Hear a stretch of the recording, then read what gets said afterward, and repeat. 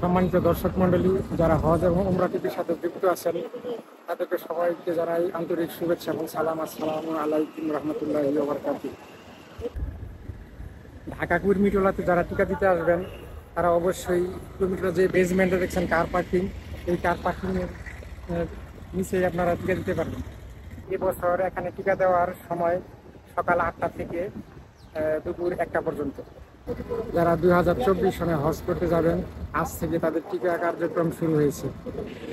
Saudi সরকার নির্দেশিত দুটো টিকা, ইনফ্লুয়েঞ্জা এবং মেনিনজাইটিস। এই টিকা ছাড়া আপনি ভিসা পাবেন না, ইমিগ্রেশন পার হতে পারবেন না, হজে যেতে পারবেন না। তাই অবশ্যই এই টিকা আপনাদেরকে নিতে হবে।